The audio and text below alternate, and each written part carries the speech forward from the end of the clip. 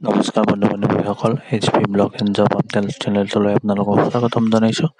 আজি লৈ আছোঁ আপোনালোকৰ বাবে নতুন এটা ভিডিঅ'। ভিডিঅ'টো আৰম্ভ কৰোঁ। যদি প্ৰথমবাৰৰ কাৰণে মোৰ চেনেলটোত আহিছে, ছাবস্ক্ৰাইব কৰিব, লগতে বেল আইকনটো প্ৰেছ কৰি দিব।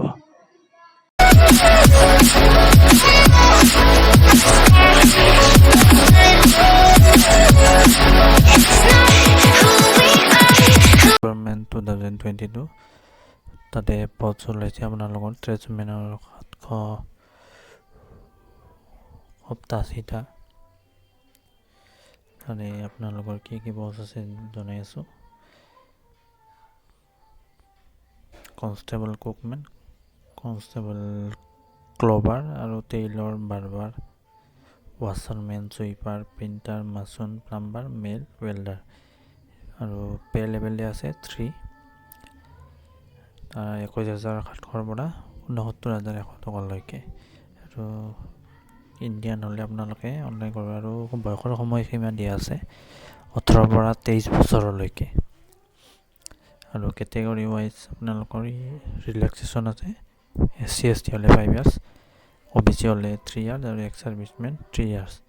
এডুকেশ্যনেল কোৱালিফিকেশ্যন বুলি ক'লে আপোনালোকৰ মেট্ৰিক পাছ হ'ব লাগিব। লগতে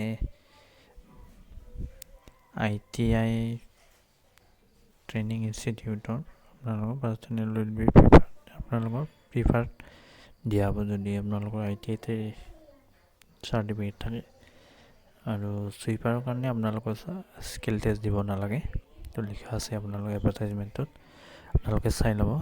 আৰু SC ST এপ্লিকেশ্যন ফিজ হ'লে আপোনালোকে SC ST হ'লে দিব নালাগে। আৰু আদাৰ্ছ কোৱালিফিকেশ্যন আৰু ফিমেল হ'লেও আপোনালোকে দিব নালাগে।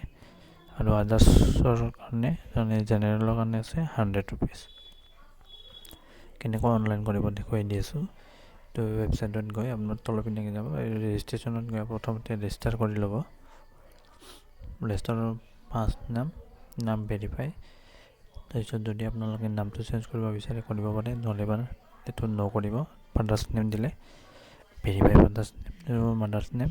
তাৰপিছত date of birth, verify date of birth, জেণ্ডাৰটো দি কেপচা কৰিব হয়, ছাবমিট ক্লিক কৰিব।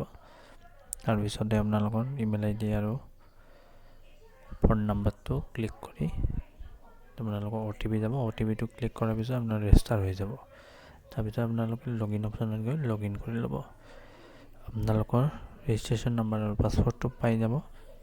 সেইটো মাৰি কিনে আপোনালোকে কেপচা কোডটো বহাই ছাবমিট ক্লিক কৰিলে আপোনালোকৰ লগ ইন কৰি কিনে এপ্লাই কৰিব পাৰিব। এনেকৈ আপোনালোকে নিজৰ মোবাইলতো অনলাইনটো কৰিব পাৰিব। আজি ভিডিঅ'টো এইখিনি আছিলে। ভিডিঅ'টো ভাল পালে লাইক কৰিব, ছাবস্ক্ৰাইব কৰিব, লগতে লগৰ বন্ধুক শ্বেয়াৰ কৰি দিব। ধন্যবাদ।